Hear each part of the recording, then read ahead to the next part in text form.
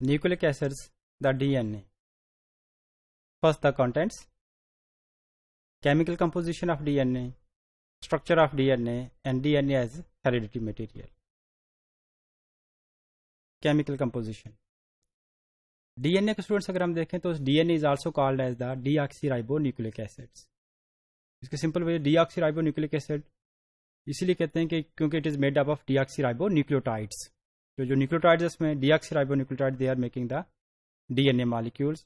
जैसे chemical compositions में फिर जो चारों तरह के deoxyribonucleotides हैं, that is DATP, DGTP, DCTP and DTTP, वो चारों मिलकर जो है वो DNA का मॉलिक्यूल कंप्लीट करवाते हैं.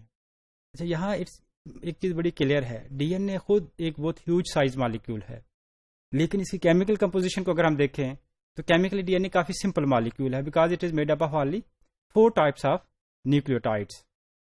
ओके जी, the structure of DNA molecule. DNA के स्ट्रक्चर अगर हम देखते हैं तो ये I think already you are aware about this one कि वाटसन और क्रिक ने 1953 के अंदर DNA का डबल हेलिकल मॉडल जो था उसको पेश किया.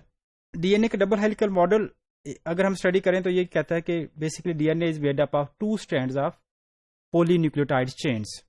न्यूक्लियोटाइड्स जब मिलते हैं तो पॉलीन्यूक्लियोटाइड चेन्स बनती हैं.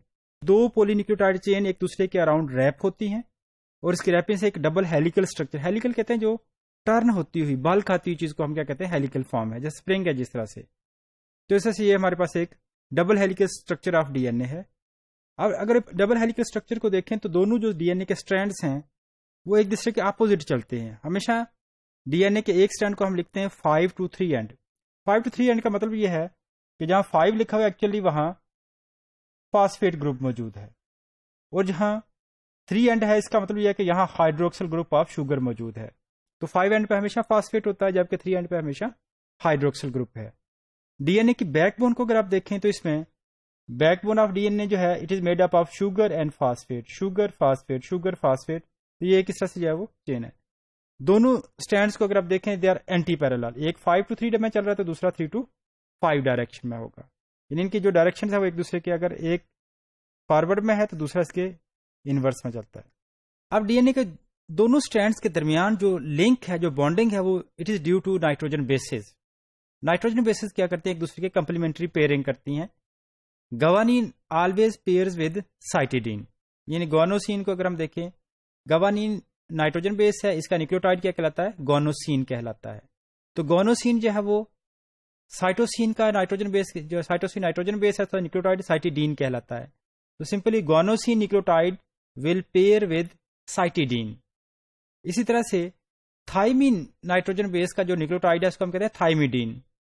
तो थाइमिडीन की हमेशा पेयरिंग जो है वो एडिनोसिन के साथ होंगे, थाइमिन और एडिनिन आपस में लिंक होंगे. तो गवानीन और साइटोसिन के दरमियान हमेशा ट्रिपल हाइड्रोजन बॉन्ड मौजूद होगा, जबकि एडिनिन और थाइमिन के दरमियान हमेशा डबल हाइड्रोजन बॉन्ड होगा. यहाँ अपना केयर ये की जाती है कि जब भी हम साइटोसिन और गवानीन की पेयरिंग शो करें तो we always draw a dotted line for hydrogen bonding. इस तरह से अगर थाइमिन और एडिनिन के दरमियान है तो again we will make a dotted line. अगर आप स्ट्रेट लाइन बनाएंगे तो वो कोवेलेंट बॉन्ड बन जाता है, तो इसलिए आपने हमेशा हाइड्रोजन बॉन्ड को डॉटेड लाइन से शो करना है.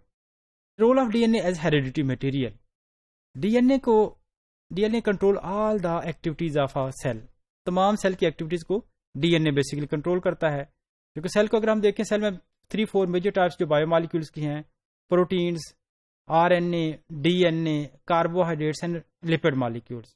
तो इन तमाम चीज़ों को जब साइंटिस्ट का एक पूरा इसके ऊपर कंसेंसस था कि DNA के पास वो एबिलिटीज मौजूद हैं जिसकी बेस के ऊपर हम इसको हेरिडिटी मटेरियल कहते हैं, क्योंकि ये एक कंजर्व मॉलिक्यूल है, स्टेबल मॉलिक्यूल है, और फिर DNA ही वो मॉलिक्यूल है जो आगे नेक्स्ट जनरेशन में जो इक्वल अमाउंट में फादर और मदर्स की तरफ से कंट्रीब्यूट होता है. तो इस तरह से DNA के जो इंपॉर्टेंट रोल है, एक एज जेनेटिक मटेरियल है. जेनेटिक मटेरियल का मतलब यह है कि हमारी तमाम जितनी भी इंफॉर्मेशंस हैं वो DNA के पास स्टोर हैं, और वहीं से क्या होती हैं, वो इंफॉर्मेशन के ऊपर पूरा सेल जो है या बॉडी हमारा अमल करेगा उनके मुताबिक.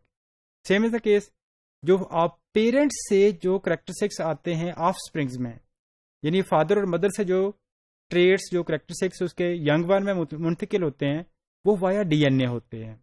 जो गैमीट्स होते हैं, एग और स्पर्म्स, उनके अंदर बेसिकली क्या है कि DNA है क्रोमोसोम्स की फॉर्म में, जो तमाम इंफॉर्मेशन को जाइगोट में यानी कि ऑफ स्प्रिंग्स के अंदर मुंतकिल करता है.